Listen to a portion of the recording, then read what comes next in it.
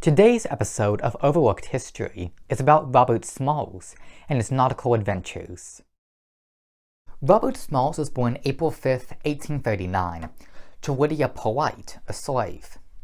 It is not known who his father was, but it's likely Henry McKee, his mother's master. Smalls grew up near Beaufort, South Carolina. When he was 12, his master sent him to Charleston to be hired out to work.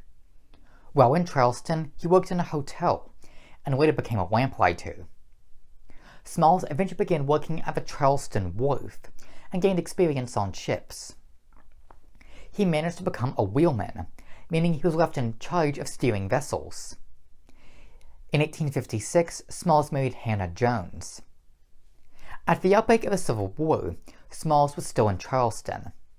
Since he had experience at the helm of ships, he was made a pilot on board the Confederate steamer USS Planter. Smalls helped lay mines and survey the Atlantic coast. Over the course of the Planter's journeys, he gained the respect of the Confederate officers on board. Smalls, however, wanted to escape. On May 12, 1862, the Planter was docked in Charleston. In the evening, the Confederate officers on board the ship left and put Smalls in charge.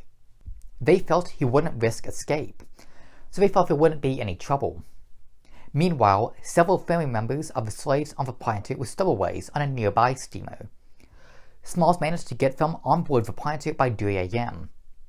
Early in the morning, Smalls, the other slaves, and their families began their escape.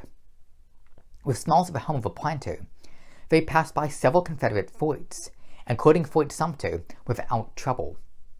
They neared the USS Onward, who was ready to fire at the incoming ship. Thankfully, a crewman noticed the white flag the Planter was waving, and they welcomed Smalls with open arms. The slaves on board the Planter were all now free. Smalls became a hero and was given reward money for the captured ship. While the Planter was being upgraded by the Union, Smalls was made pilot of the USS Crusader.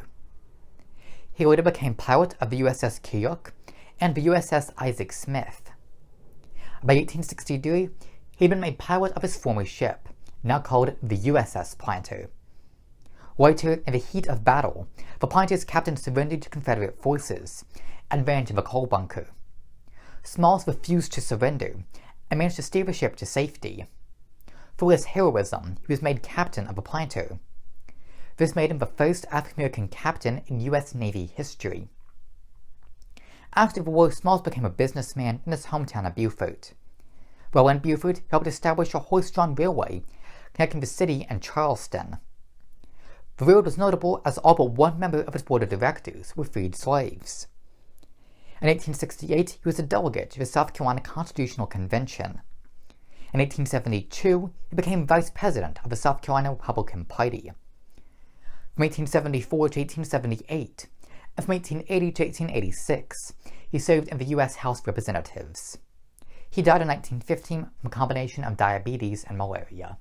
Robert Smalls managed to bring many people out of slavery, and he became one of the most prominent African Americans in South Carolina. His house is currently a landmark in Beaufort. Thank you.